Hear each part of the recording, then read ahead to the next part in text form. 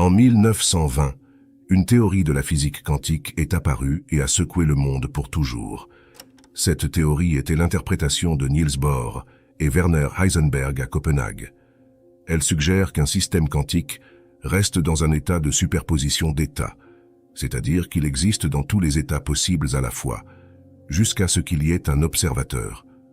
Pour être clair, cela signifie que toutes les possibilités de la réalité existent simultanément sous forme de probabilité, et que c'est seulement à partir du moment où il y a un observateur, une attention, que la possibilité se manifeste et prend donc forme. Si cela vous paraît compliqué à comprendre pour l'instant, je vous garantis qu'à la fin de cette vidéo vous comprendrez tout, mais accrochez-vous car cela risque de bouleverser un peu votre vision de la réalité.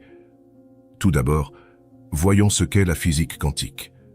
La physique quantique est une branche de la physique théorique qui étudie le comportement des particules à l'échelle microscopique, c'est-à-dire à l'échelle des atomes, des molécules et des particules subatomiques comme les électrons, les protons et les neutrons. L'objectif de la physique quantique est d'analyser le fonctionnement de l'infiniment petit, donc des mondes plus petits qui composent le nôtre, afin de mieux comprendre le fonctionnement de notre monde à l'échelle humaine, soit mieux comprendre la réalité dans son intégralité. Ce qui est fou avec ce monde subatomique, c'est qu'il se comporte différemment de notre monde à nous. Les lois de la physique qui le régissent sont totalement différentes des lois de la physique telles que nous les connaissons, comme la gravité, l'espace-temps ou la certitude. Par exemple, dans le monde quantique, le temps et la réalité semblent totalement différents.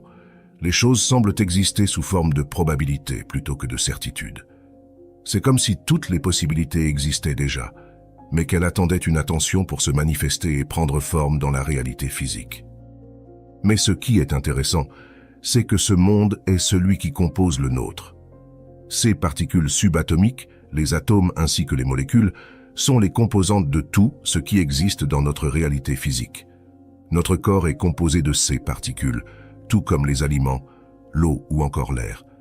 Ainsi, la vision de la réalité change totalement, car si le monde infiniment petit qui structure le nôtre existe sous forme de probabilité, alors qu'est-ce que la réalité telle que nous la percevons? Et surtout, est-il possible que nous puissions influencer la réalité? La réponse est oui, et vous allez comprendre pourquoi. Votre corps et votre cerveau sont composés de ces particules. Donc, vous êtes constitué de ces particules dans leur intégralité, tout comme moi et tout ce qui vous entoure. Votre corps dans son intégralité, c'est-à-dire votre corps et votre esprit, ce que nous appelons « moi », est composé de deux parties. La partie consciente, qui comprend nos pensées courantes et notre libre arbitre, et la partie inconsciente, qui s'occupe de réguler les choses automatiquement, comme notre battement cardiaque, notre circulation sanguine et l'alchimie de notre corps. Ces deux parties ne sont pas distinctes, mais coordonnées, et elles s'échangent continuellement des informations. Un corps malade affaiblit l'esprit, et un esprit malade affaiblit le corps, c'est un fait scientifique. Les pensées que nous percevons ne sont pas seulement des pensées, mais des signaux électrochimiques, c'est-à-dire des informations émises par notre cerveau et envoyées à notre corps pour adapter ce dernier à l'environnement extérieur. Par exemple, lorsque nous voyons un prédateur, notre pensée envoie un signal de peur, créant ainsi une émotion associée. Ce signal se propage via nos neurones, envoyant certaines informations à notre système nerveux autonome, lui donnant l'ordre de libérer certaines substances chimiques telles que l'adrénaline ou le cortisol, afin d'augmenter notre rythme cardiaque et nous permettre de courir plus vite pour échapper au danger, c'est-à-dire au prédateur. En réalité, le corps et l'esprit sont deux éléments liés, formant un système permettant d'échanger des informations de l'extérieur vers l'intérieur et vice-versa. Il est important de noter que ces signaux sont principalement émis par nos émotions. Parfois, les émotions ne sont pas déclenchées par des événements extérieurs, mais peuvent également être provoquées de l'intérieur, en repensant à des souvenirs familiers qui réactivent les mêmes émotions associées à ces souvenirs. Notre corps n'est pas capable de distinguer entre les émotions associées à des événements extérieurs et celles associées à des événements intérieurs.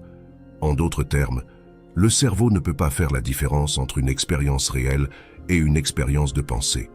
C'est de là que vient l'expression « notre monde intérieur est le reflet de notre monde extérieur ». Si nous nous sentons mal à l'intérieur, cela se reflètera dans notre monde extérieur, car notre interprétation de celui-ci sera faussée par nos émotions. De plus, comme je l'ai mentionné précédemment, ces émotions négatives engendrées par nos pensées vont influencer la biologie de notre corps, ce qui le poussera à libérer certaines hormones telles que le cortisol, affectant ainsi automatiquement notre état d'esprit. En revanche, si nous associons des émotions positives telles que la joie, nous inverserons ce processus, influençant positivement la biologie de notre corps en libérant des hormones du bonheur telles que la sérotonine et l'endorphine, ce qui améliorera notre état d'esprit. Il est donc essentiel de comprendre que le corps et l'esprit sont interconnectés et non indépendants. Les deux s'influencent mutuellement. En tant qu'être humain, nous avons la capacité de contrôler notre partie consciente par un effort de volonté, ce qui nous permet d'influencer positivement la biologie de notre corps, c'est-à-dire notre système nerveux autonome. Nous comprenons donc que notre corps et notre esprit sont interconnectés par un système d'information tissé dans l'infiniment petit, et que par notre partie consciente, nous pouvons influencer ce système en contrôlant nos pensées par l'effort de volonté. Maintenant, si nous remontons plus loin dans le monde subatomique, nous nous rendons compte que ce système, qui est notre corps, appartient à un système encore plus vaste, l'univers quantique, c'est-à-dire tout. De même que votre corps et votre esprit sont un système interconnecté, votre corps appartient également à l'univers quantique, un système plus grand, et vous avez également votre influence sur celui-ci. Et de même que votre pensée consciente peut influencer votre biologie du corps, votre pensée consciente peut influencer la réalité. Si cela vous semble fou pour l'instant, une fois que vous aurez compris, vous verrez que c'est en fait logique et qu'il n'y a rien d'extraordinaire, c'est juste de la physique et des maths. Lorsque les physiciens ont commencé à étudier l'univers quantique, ils ont tout d'abord découvert que les atomes étaient les composantes de base de tout ce qui existe, comme nous l'avons vu précédemment. Par la suite, ils ont découvert que ceux-ci étaient constitués d'un noyau entouré d'un vaste champ contenant un ou plusieurs électrons. Ce champ est si grand comparé aux minuscules électrons qu'il apparaît qu'il est constitué à 99,9% d'espace vide. Mais petit à petit, ils se sont rendus compte que cet espace n'était pas vide, mais qu'il était en réalité composé d'un vaste ensemble de fréquences énergétiques qui constituent un champ d'informations invisibles et interconnecté. Ainsi, il en résulte le fait que tout ce qui existe dans notre réalité, malgré la solidité apparente de la matière à l'échelle humaine, est composé à 99,9% d'énergie et d'information.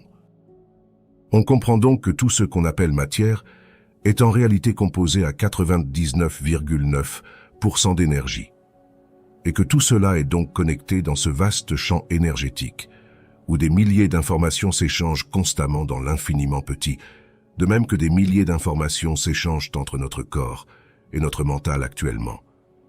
Un peu plus tard, les chercheurs ont ensuite découvert que les électrons qui évoluent dans ce vaste champ se comportent de manière totalement imprévisible. Ils ne semblent pas être soumis aux mêmes lois de la physique qui gouvernent la matière dans notre univers. À un moment donné, ils sont là, puis ils disparaissent. Il est impossible de prévoir où et quand les électrons apparaîtront. Par la suite, les chercheurs ont fini par découvrir que les électrons existent simultanément à l'état de possibilité ou de probabilité en nombre infini. Ce n'est que lorsqu'un observateur place son attention sur quelque chose de matériel qu'il veut trouver que le champ invisible d'énergie et d'information